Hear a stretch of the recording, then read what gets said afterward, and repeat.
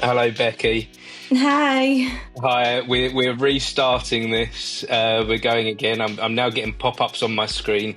We've had a bit of an adventure. We're trying to make technology work, haven't we, this evening? We have, yes. It always goes wrong. I haven't done one of these on video chat for a little while, actually. Right. It's probably about a year.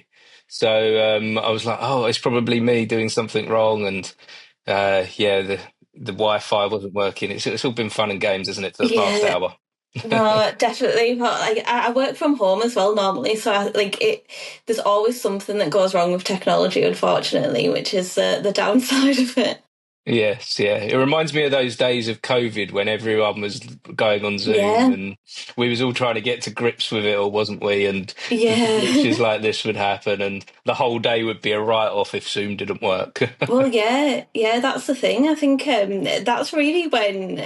I mean, before that, I don't think there was any video calls, as much as No. there is now, at least. Or like meetings are always on like Zoom or Teams or, yeah. So It it's weird to existed, think. didn't it?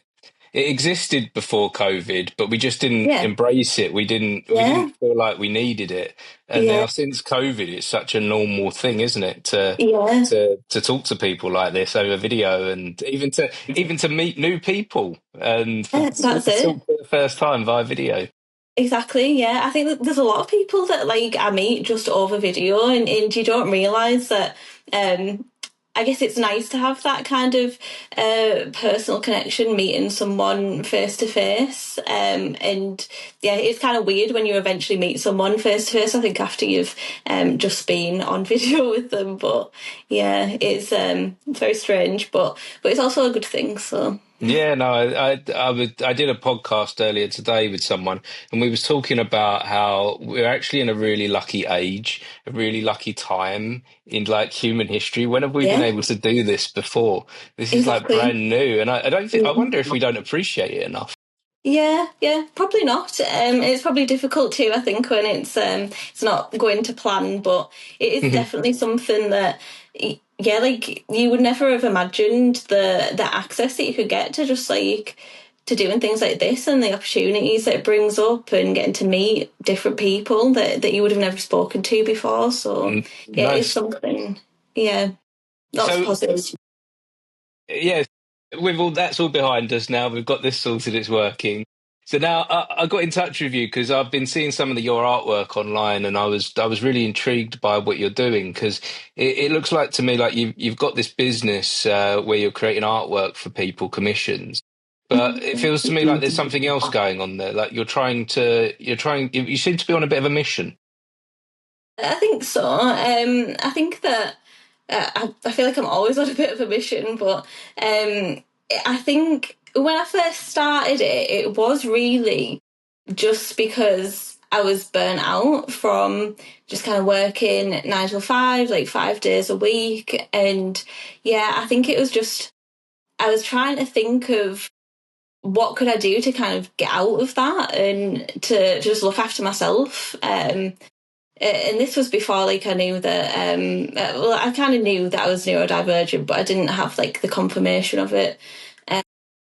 But I've always enjoyed drawing, and I think it just kind of came to me that, well, this is something that I could kind of put a little bit of effort into, because I don't really see it like a job. I don't see it like work.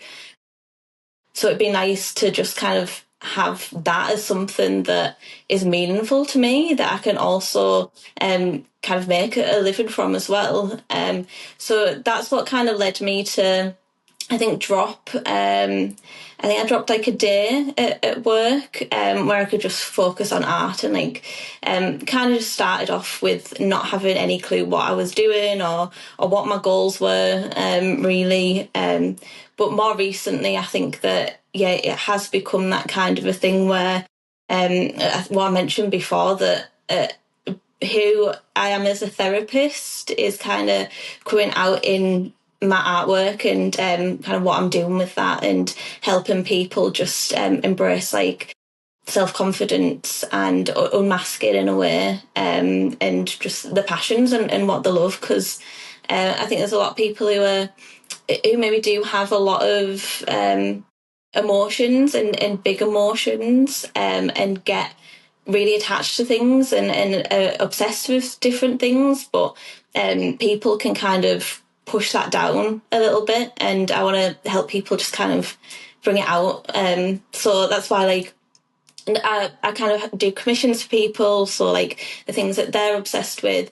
But I also kind of focus when I'm drawing just like stuff for myself, and maybe like prints or stickers that I'm going to sell, like the stuff that I love as well. And then there's obviously other people that love that kind of stuff. So yeah.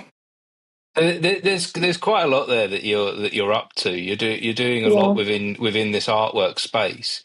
So tell me a little bit about Rocket Art Universe. Where did that idea come from? Where did that all start? So I think the name itself just came from my dog.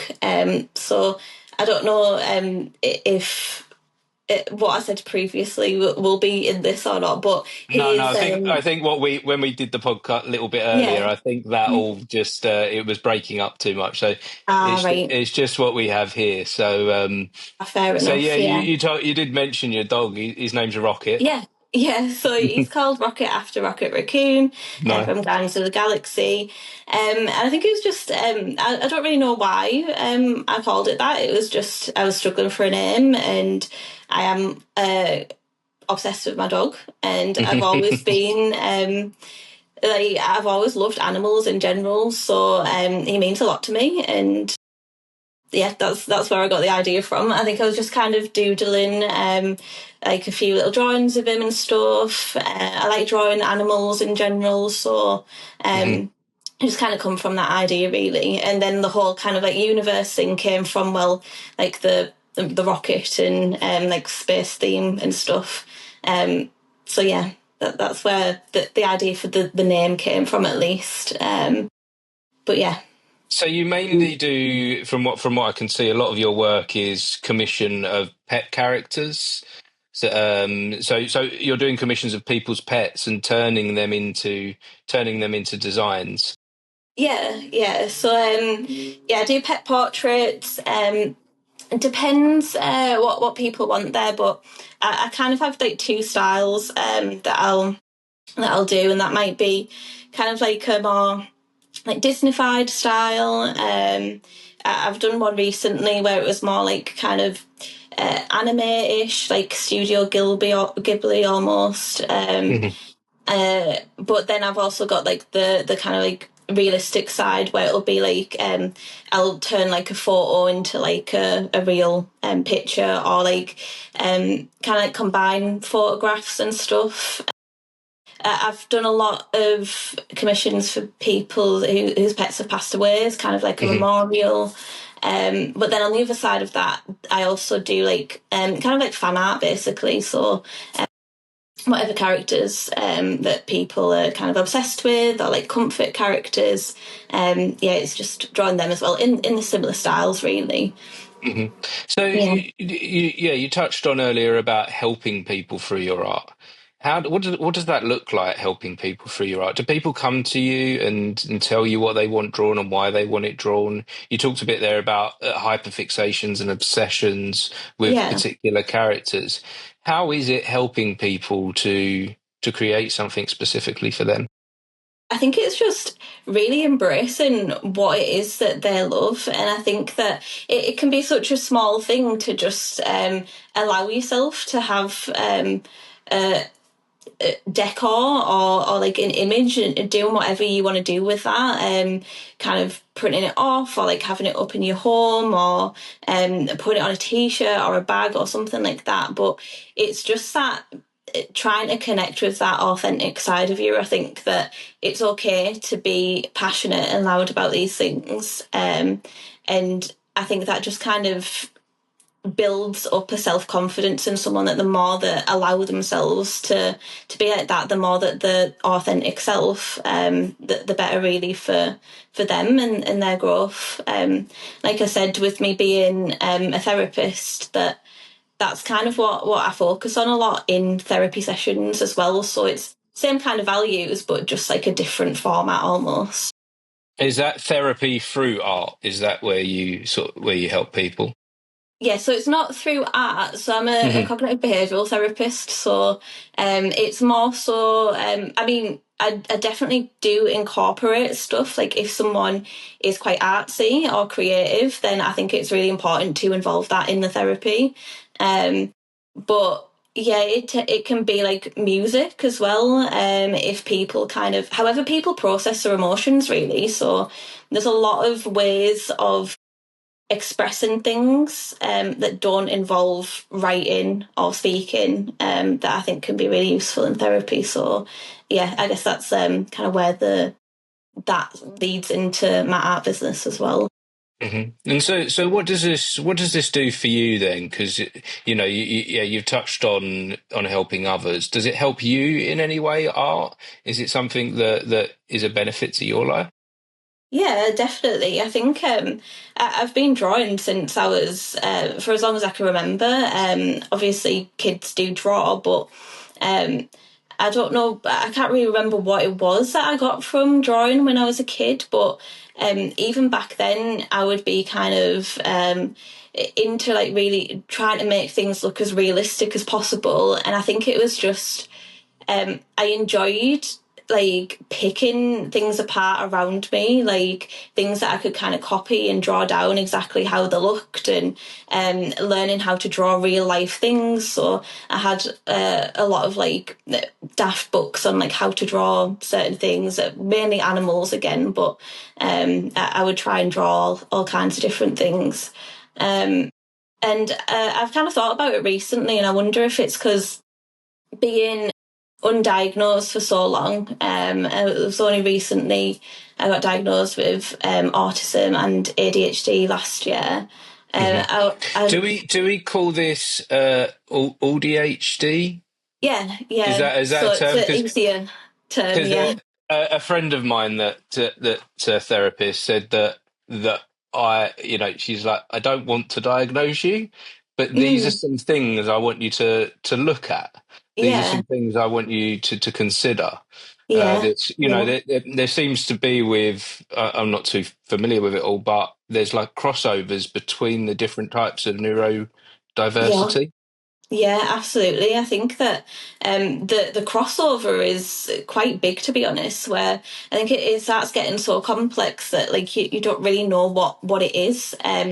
But AuDHD is definitely a thing that should be maybe understood a little bit more. I think because the you can't ignore it's not a what's the word? It's like it's very obvious that the two are linked in some way. I can't remember the exact statistic, but there is a lot of research that shows that like up to 80% or something like that of people who maybe have autism also have ADHD as well. So that's not a coincidence, I don't think. But yeah, it's quite a complex thing. So, without going too far into detail, then I'm also quite a creative person, Mm. and like I say, someone sort of guided me towards looking into that. What benefit would it have to me for me to discover a bit more about who I am and the way that I work? How would that be of a benefit to me within my life? I think it's just connecting to that part of you that I think it's like understanding your strengths in a way that it, obviously having these sort of things it can bring disadvantages and there's no ignoring that, but there's also a positive side of it, and once you kind of understand how your brain works and how you can express certain things and understand yourself more, it releases I think a lot of shame because there is a lot of judgment and a lot of stigma around these conditions. So I think it's really important to kind of come out of that because that really does affect a lot of neurodivergent people. I think that especially being undiagnosed, that you don't really know what's wrong, but you feel different in a way, and yeah, over time that leads to I think a lot of self confidence issues. Hmm. And so, Mm. how does it feel for you now that you can clarify why your mind works the way that it does? How does that feel being in this space now? I think it's quite empowering, and it's definitely been kind of like the one of like final pieces of the puzzle for me, I think, because for so long, like I went to therapy myself for a long time, and it was always kind of like focusing on social anxiety or like depression and stuff, and never really realizing that there was, if I understood that there was this something, I could stop trying to like force myself into these like norms that like what people say like neurotypical and just kind of like standards like that. But I think that I'm not even sure if neurotypical exists, to be honest, because Mhm. it. I think it's just a standard that society's created that not no one can kind of meet. But I think people who are neurodivergent might struggle more because just being kind of more sensitive and feeling things deeper, getting burnt out a lot quicker. Mhm. That's why it's obviously a disability, unfortunately. But yeah, Is it? I See, sometimes I wonder. You touched on this as well. It's known as a disability, but I mm, see that there's so much strength there is, yeah, in the way neurodivergent people speak. One of the things you touched on there is about the way society is, and that we're trying to package everyone yeah, in the same group, and saying everyone should work and think like this, yeah, everyone should behave in the same way. But we're all clearly very different, aren't we? Everyone is yeah. a different person.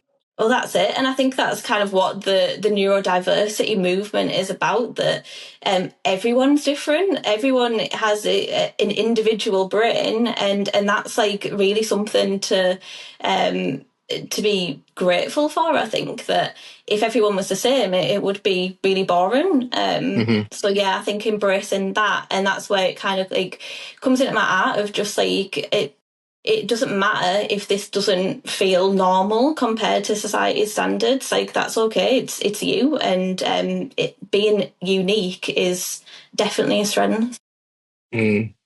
I wonder if, and this might sound controversial, I wonder where it's a hot topic at the moment, neurodivergency, and there's more people than ever saying that they have some form of Yeah, ADHD. Does it take away from people being unique and special, and actually we are putting each other back into boxes, back into yeah, categories? Is there a yeah. danger See, of that at all?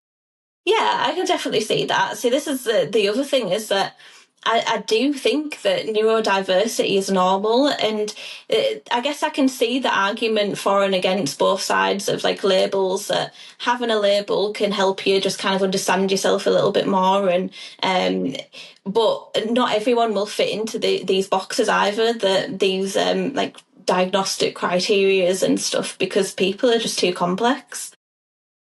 But there's definitely a positive to it, and like I said, it's just understanding how things work.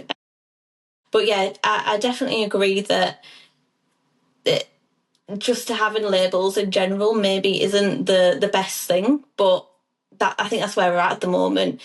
I know the kind of prevalence of neurodivergent conditions. I know the percentage is relatively small from what like research says that like maybe like 3 or 4% of the population, but I think realistically it's a lot higher than that, and it's just that everyone is neurodiverse, not in the same way as kind of like having a disability, but it's like a spectrum that everyone has struggles with certain things, and some more than others, and it's just kind of viewed of that way. So I think if society was more open to that idea of just it's okay to embrace all of these differences, then it would be different.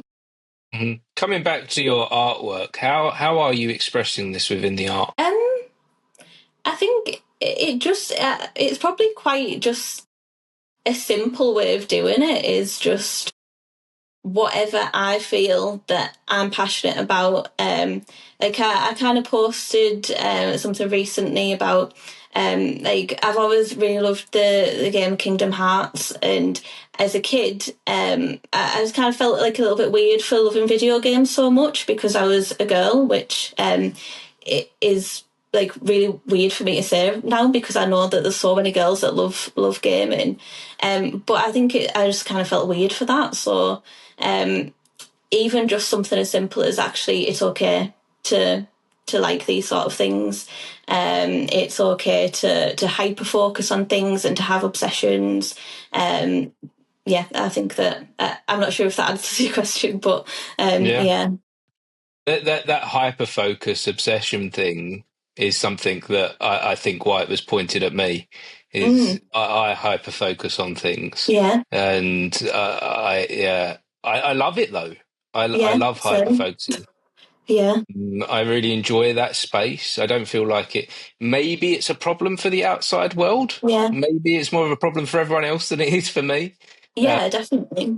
and so I wonder there what adjustments I should be making for others, if any, or if it's a problem at all.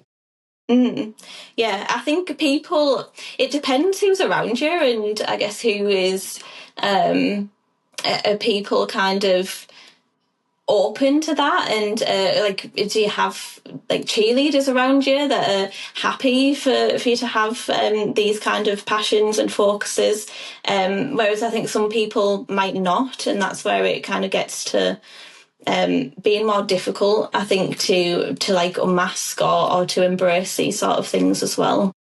So I wonder then if the diagnosis is sometimes for others.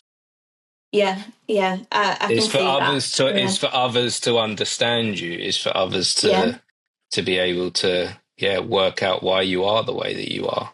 Mm. I do get that, because I think without the diagnosis, there is a tendency, I think, for people to just assume that you're weird. And I've definitely Weird felt is a like that. wonderful thing though. We should Yeah, celebrate weirdness. yeah, definitely.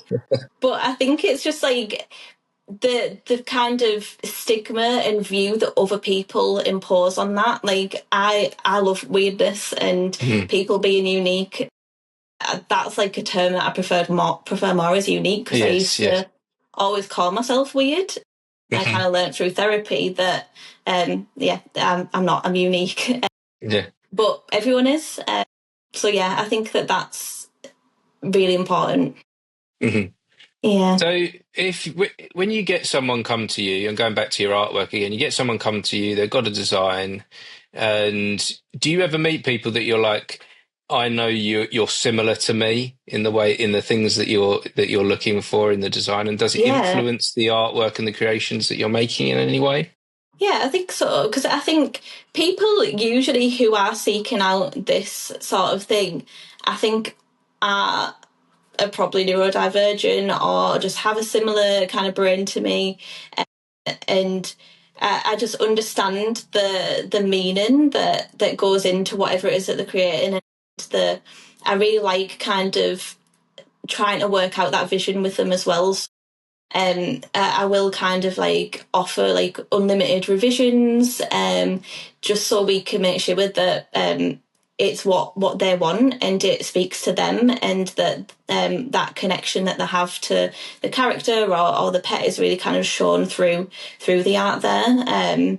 So yeah, I think it helps me, because I feel things a lot. I know it's like for them to feel things a lot. So it's kind of like that as shared understanding, I guess. I also wonder with someone, you sound very similar to me, someone that does really enjoy what they're doing, you've got a passion for it. Yeah. Do you find it difficult when you're trying to turn that passion, that enjoyment into a business and trying to Yeah. bring in an income from it? Do you find that difficult in any way? Yeah, I think naturally creativity and business don't really mix. So yeah, it's definitely a difficult thing, and I think that's why when I first started, I'm quite impulsive, and I just kind of dive headfirst into things without thinking things through. And yeah, I didn't realize that actually I'm like all of these different roles in this business. I'm just Hmm. this one person. I don't have a clue what I'm doing. Um, Alongside it, I've also started a therapy business as well, and then I work part time. So like, I'm juggling all of these different things and have all these different roles. And I think that was my worry when I first started the business, was I didn't want to like lose the motivation for art, or like lose the passion that I have for it. But I think once you find something that resonates with you, and is really meaningful to you, that you value, then it doesn't really feel like that, even despite the business side of it, which is very difficult still. Medication has definitely helped, but yeah, it's still hard. Tell me a little bit about how the medication helps you through this, because someone that's very close to me has recently started taking medication for ADHD. Yeah. And I'm still sitting on the fence with Mm. medication. Yeah. Like I say, I know my mind and the way that I work is I think it's taken me about 40 years to get to grips with who I am. And Yeah. that's been a long, hard journey. Yeah. And I'm quite comfortable in that. So I don't feel the need for any medication for me at Yeah. this point. Yeah. But someone that's, like I say, that's close to me, that's young, has a similar brain to me, Mm. and is starting medication. Yeah. And Hmm. so as we move into that, I'm very keen to hear what kind of positive or even negative Mm. effects that has on you. And I Yeah. worry also I worry for me personally, if I was to medicate, that it would take away from my creativity. Yeah, I get that. I think that's a really common worry for people who are starting, because obviously there's a lot of creativity within these things. And I think it does completely depend, because there's different types of medication and everyone reacts differently to them. And so for some people, the medication or a particular medication might be life changing, and for others, it doesn't do anything. So it's a quite a difficult journey, I think. But for me personally, there's ups and downs. It was difficult, kind of starting off, and there was a lot of like side effects that over time have just kind of disappeared. So it was definitely worth persevering. But I think what I found is that it really helps me with motivation and being organised, and just in a really subtle way just helps me do things that I wouldn't have done before. Like it might seem like really small things, but like just packing the dishwasher, and like just randomly like cleaning the kitchen, or something like that, or pushing through that barrier of starting a task. I just do it and I don't really think about it. So it's helping you with the procrastination. Yeah, absolutely. So Because that's definitely, something that I struggle yeah, with a lot. I struggle with procrastination. yeah, I'll have something that's really important coming up, and I'll yeah. find 10, 20 other jobs to do rather than that one thing that must be done. Yeah, yeah. No, it definitely. I think there's a kind of analogy that I use where it's kind of like it gives you the fuel, it like to drive, but it doesn't give you a steering wheel. So it can be hit and miss sometimes. Where if you're focusing on the wrong thing when the medication kind of sets in, then you might not. You might procrastinate other things, or you might not be able to pull yourself away from that one thing.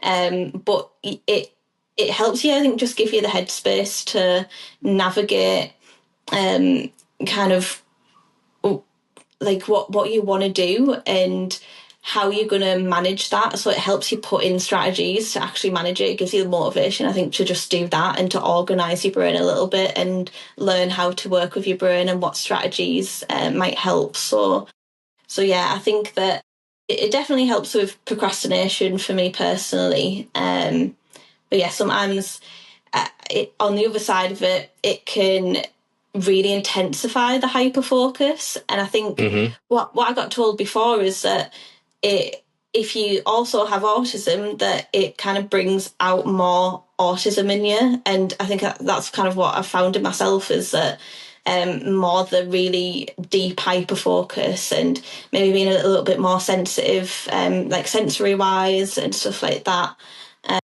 and maybe not being able to mask as easier, and stuff like that. But yeah, I think despite that, I've always kind of said like that doesn't bother me as much. That the positives definitely outweigh the negatives. Tell me a little Yeah. bit more about masking. What do you mean by that? So masking, I mean, just kind of like I guess people who are neurodivergent might kind of learn over a long period of time that being themselves isn't okay, for however people might react to that or for what they get told. Often, kind of at school or like in peers, like in friendship groups of peers and stuff like that. So I guess it's just that learning over time to dim who you are, to not be able to be your true self in a way. And I think what I found is that there'll be like a few people that I'm really comfortable with being myself and being very open about who I am and not being scared of being weird or being judged in a way. But then there'll be certain situations where it will be like a massive anxiety for me. So masking is just that, trying to maybe hide neurodivergent symptoms or hide yourself or your opinions or yeah, stuff like that, I think. Mhm. And would you Yeah. say it's important to remove that mask then? Would you say Um, that's an important thing for you? I think if you want to it kind of reduce that self-doubt, definitely, because I think that the more that you mask, the more that you're telling yourself that who you are isn't okay. And I think that that's quite a damaging message to be giving yourself over time. Um, it depends. I think it sometimes it's not safe to unmask, so that is something that has to be considered as well. That not every situation you have to unmask in, or Hmm. unmask fully at least. But I think it's just that awareness that at least having some spaces where you can just be yourself, and safe spaces where you can be like that. Yeah, and that's really interesting that there's not always a safe space. Yeah. There's not always a place to be yourself. I recently had a situation where I found myself in a place where I'm doing this podcast thing and I'm meeting so many great and wonderful people that I started to believe that the whole world was like that.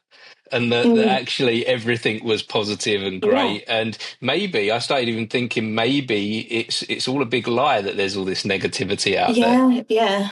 But then I did have a situation where I was talking to some people that weren't very nice. And I was like, and I went in that situation all open and all friendly. And then I very quickly realized that I had to change, that I Yeah. had to adapt how I was being, or I was going to be in serious trouble Yeah. because there is a negative side to the world. Yeah, absolutely. Yeah, I think that is the problem. Is that in not a problem in like the creative community. Like you said, that there's so Hmm. many people who have similar ways of thinking. In that, I think it is safe to unmask in that. But yeah, there's definitely another side of it where um, these ideas that we get of having to push ourselves down are very normal because we've had experiences of people judging or people not being nice or it being dangerous to be unmasked. So, I guess yeah, one of the worst environments for that is when you're at school. yeah, School could be hard. School can be very hard to be yourself, yeah, yeah, and absolutely.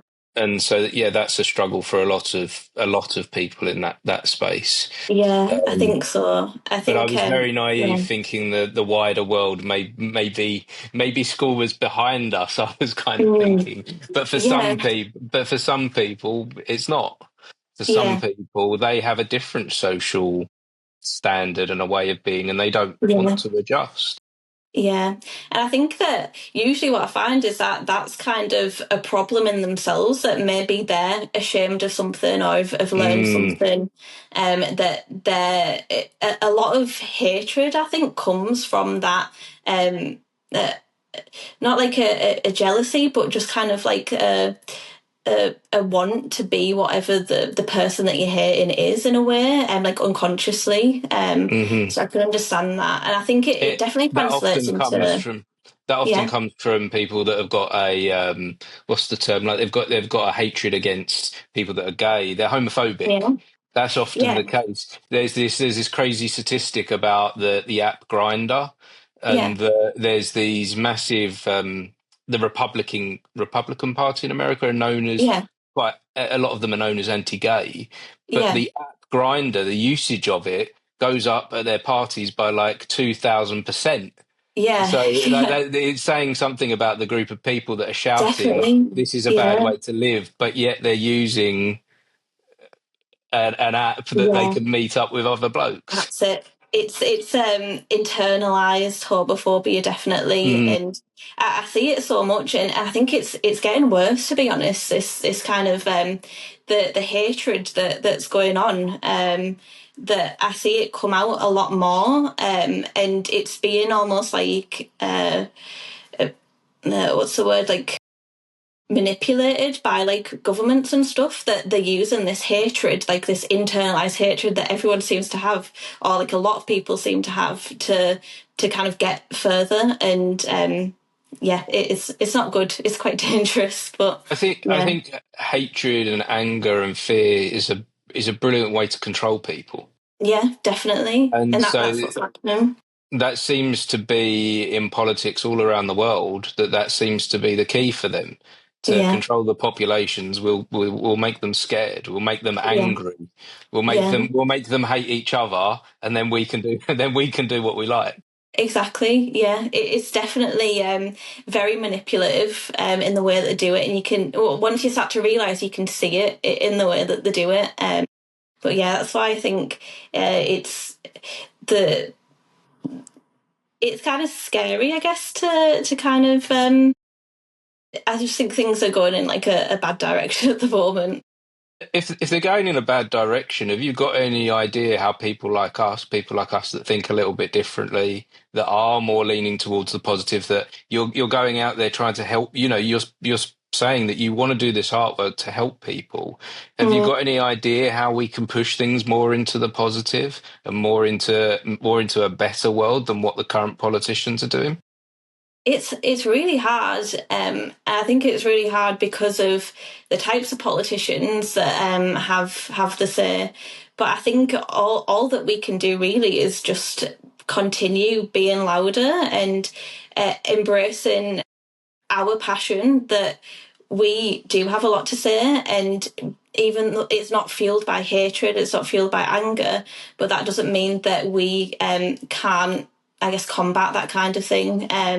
And yeah, I see it all the time, that people who are really passionate and are trying to use like their platform, whether it's through like music or art, just to try and make a difference. So I think it's just keep on doing that, really. Mhm. Yeah, One of the reasons that I started this podcast, and it's now become like the tagline for this, is amplifying change makers. yeah, It is because I was going online and I was only seeing negative stuff. I was mm, only seeing the negative voices being really, really loud. And I was like, the internet needs to be a space. Well, it could be a space also for the good, for the positive as well. yeah, yeah, Do you definitely. do you think do you think there's that opportunity there? I think so. Do you think we can be just as loud, or if not louder? I'd like to think so, and I think that it is going in a good direction with more people like us being louder. It's I think humans are kind of hardwired towards the negatives, so that would be something that I don't really know how you combat that, but I think it's, if you don't try, then nothing's going to happen. So I think it is just like taking those risks and just trying in whatever way that you can. How do you combat it on a personal level, on a one-to-one when you're doing therapy with someone? How do you help on that level? Um, but in terms of like negative or negativity or Yeah, if someone's leaning into the bad side of the world, how do you kind of how do you, because we're going on like this, it is hard, like we're talking about the whole world, aren't we? It is hard to like imagine how do we change the narrative there, but then I'm thinking yeah, maybe if we can change it to like on a more grassroots personal level like yeah, you do in therapy, is yeah, there something that definitely. we can take away from that? Yeah, so I think in therapy, it is obviously very much on that personal level, that um, knowing that this negativity hasn't come from somewhere and knowing the purpose of it, because whatever behaviour or thoughts or negativity that someone's holding, it's always there for a reason. And at the end of the day, your brain and your body just want to keep you safe, and that it's learned that you do that through hatred or through anger, and that's the only thing that's acceptable. So I think it's very much kind of looking at maybe the reasons why people are feeling certain things, understanding what does it mean to them, what's the underlying emotion. I think anger's often a secondary emotion to things. So is it shame? Is it internalized shame? Is it a sadness or some kind of grief, or what kind of things have they learned growing up that's kind of really deeply ingrained in them? And just to kind of get out of that, it takes a very long time. But I think the first step is awareness of like the underlying stuff that's going on. Definitely, yeah. So what advice would you have to anyone that say I'm leaning into that negativity? What Mm. advice would you have to me to come out of that, to start moving in a different direction? I think Like it would just, understanding yeah. is one thing. You've given me a good base for understanding where it's come from initially. Mm. But now that I understand it, how do I use it and change? Yeah, I think it would be kind of once you've started understanding it, I guess the next step is connecting to your actual values as a person. So what is important to you, and it is the current kind of way of viewing things, or is the negativity helping that, or is it feeding it? Is it making it worse? Is it making you feel worse? So once you kind of connect to what your values are and what's important, and you have that awareness, then you can maybe start making little steps towards what you want to be, who you want to be authentically, and yeah, I guess how to do that without feeling negative all of the time. So, what makes you happy? What's important to you in your life, and yeah, just trying to do. I guess just start making small changes to move more towards us instead of away from it, which negativity, I guess, tends to do. Mhm. Well, I'm Yeah. wondering it with you, Becky, as I'm listening to you speak, and you've got these wonderful ideals, you've got these great philosophies of how to move forward. I'm wondering where that comes from. I'm wondering if you've been inspired by anyone along the way. Um, I've got a lot of inspirations, I think. I mean, I've always been kind of really into, obviously, being a therapist, like psychology, and trained a lot in that. And but I think most of my inspiration, alongside that being kind of like a big like fixation of mine, comes from like I think music is really important to me. Hmm. Um, and the particular music artists that like I get really obsessed with, that it always just kind of speaks to me, and a lot of them are quite loud and I guess advocate for change and for helping people as well connect with their emotions. So music is definitely a way of processing emotions as well as art is for me. So Hmm. yeah, That's really interesting because I was speaking to my daughter yesterday about music. She's a musician, and I was yeah, talking to her about how I feel like a lot of the current musicians aren't doing that. That yeah, they're being very, musicians seem to be being mm, very safe, that they're yeah, not speaking up, that yeah, they're creating music that's popular, the mm, that is that's got a good vibe maybe and sounds nice, but they're not trying to make a change with it anymore. yeah, In the 60s, 70s, 80s, musicians came up and they said, no, what's going on in the world is wrong. yeah. And I'll tell you more about that through my music, Yeah, and they yeah, didn't care what the repercussions mm, was from that. Whereas yeah, now that I feel like there's a fear in musicians yeah, for speaking yeah, up.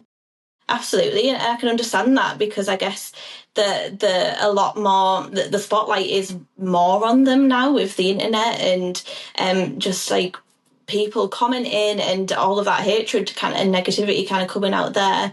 So I can understand it, and I think that's where I guess with pop music that it doesn't tend to resonate with me usually, unless like something's quite catchy, but that's like for a different reason. There's one band that is kind of really exciting me at the moment. I don't know if you'll have heard of them, but they're called President. Have you heard of them? I haven't. No, no. So it's basically like they just kind of come out of nowhere, and they're all masked, so you don't know who they are. And the songs that they've released like 2 songs. The lead singer, there's kind of speculation on who he is, but I think it's very obviously Charlie Simpson from Busted, because he has a very distinctive voice. And Busted have always been like one of my favourite bands as well, so I'm very much invested in this, knowing that it is him. But it's the one keep like the identity. Is it like the Masked Singer? Have they taken the Yeah, Masked pretty Singer much. to the next level? Yeah, well, that's it, because he won the Masked Singer, so it's kind of Right. like a coincidence, isn't it, that he Oh, is okay. now, potentially in a masked band.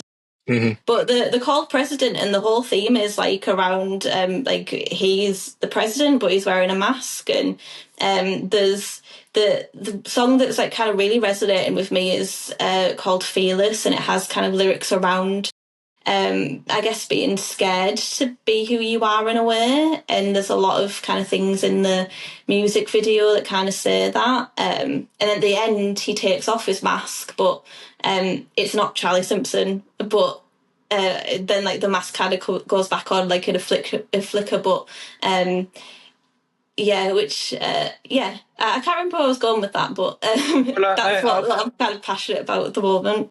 I wonder if that's a way for them to be able to use their music to speak up then, Yeah, I where there think is so. this thing of you can't speak up. I'm now going to, I don't know much about Taylor Swift, but I did see her documentary, and in Yeah, that she wanted to speak up about her dislike of Donald Trump, and yeah, everyone around her just basically said, "No, yeah, it's dangerous. It will destroy your career. You can't do it."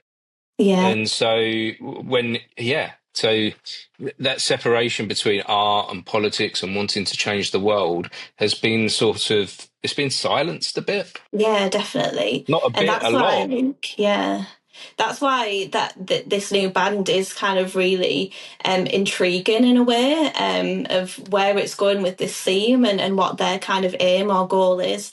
Also, a massive fan of Taylor Swift as well. So, and I guess it probably is like the people who kind of have or want to say more in politics. So another one of my favourite bands is Green Day, and obviously they're kind of slated from quite a lot. So yeah, I think that I think voices for like that are me, positive. Green Day was one of the last real rebel bands. Yeah, definitely. Yeah. But it's good that they're still about, and they're still kind of trying to push that message to a lot of people. And obviously they've got a lot of backing over the years. They've been around for so long. So hopefully there can be maybe an inspiration to new music artists, and and just other artists in general. Mhm. Well, thank you so much for sharing, Becky. That's all right. Your artwork, what you're trying to do in helping people, is an inspiration in itself. I'll be sharing links to where to find your artwork in the comments below if anyone wants to find out more. But would you just like to mention the best place to find out more about you? So the best place is probably my Instagram. So that is at Rocket Art Universe. I have links on there to my Etsy and my Ko-fi where you can buy commissions. And I am in the process of making a website, but that's to be confirmed. So yeah, You need to get there's that hyper focus going. yeah, Of definitely. It's just finding the time, I think. So yeah, that's course. definitely on its way. Mhm. Hopefully soon. But yeah. Wonderful. Well, yeah, like I say, Becki, this has been a wonderful conversation. Thank you so much for sharing. We start Thank talking you for about having your me. art and how we can possibly look at changing the world. What Yeah. what a wonderful journey we've been on. So I appreciate it. And if anyone has been watching or listening, we appreciate you for joining us for this conversation. Thank you, and thank you for persevering as well with the technology difficulties. No, we got there in the end, didn't we? We It got through is. it. Yeah. Thanks again, Becki. Thank you. Thank you. Bye. Bye-bye. Bye.